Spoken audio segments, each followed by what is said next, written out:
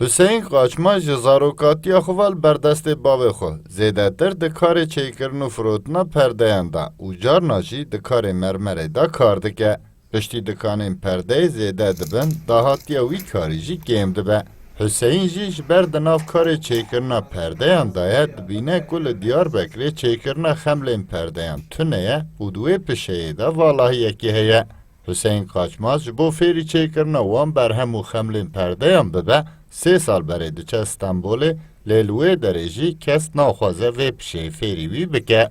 Lê ew bi biryare ku di wê pişeyê da li Diyarbekirê kar bike.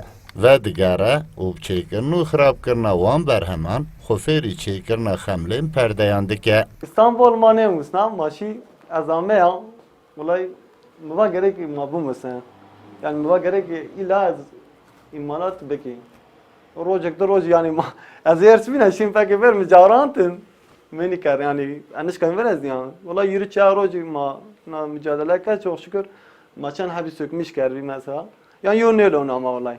Alhamdulillah ma musayin ya ucaradım tabi ma zahmet ve mesela mazrar kerdin avli mazrar ke mesela tuyt ma fira dain fira mazaf zede ben inki hala hazır tam koydu düzen yani mesela nevam başaket hatani şan mesela hatani şandı vis ham maya aşkayın ve cihan aşkayın ve inki hala hazır roj diyese ha birse ha maşken ditesim bek yani ha konu mabne rahat.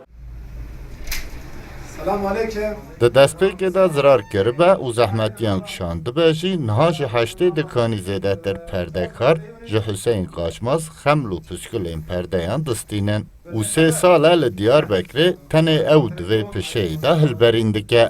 Ümîd Gündüzê 32 salî jî zarokatiya xwe perdekarî dike û tîne ziman ku pişkil û xemlên perdeyan gelek girîngin û hebûyîna hilberîna wan li bajêr hem hêsankariye hem jî erzaniye. Em hatin dikana malzemeciya me malzeme xwe girte û müşterî çawa dixwaze mesela reng û yemiya wê em çê dikin em dibin mala wan begem dikin yani süs mesela perde şîne ona göre mesela em uydurmuşê koltuğa müşteriya dikin uydurmuşê xaliya müşteriya dikin em renk olasılığa giştin em بدم بر هف مثلا örnek şin ise püskülaviyem şin letxin püskül Kanada'da pır xoş sekine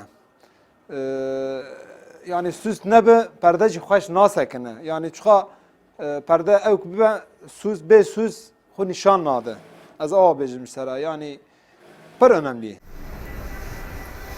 Li her mal û avayiyekî pêwîstiyeke serekî perdene, lê çêkirin, amadekirin û li hev anîn di karê perdeyan da jî girîng tê nirxandin. Hüseyin Qaçmaz û perdekar jî balê dikşînin ku mal bi perdeyan hem tên nixamtin hem jî xwe nîşan didin. Sıddık Eren, Kurdistan 24, Diyarbekir.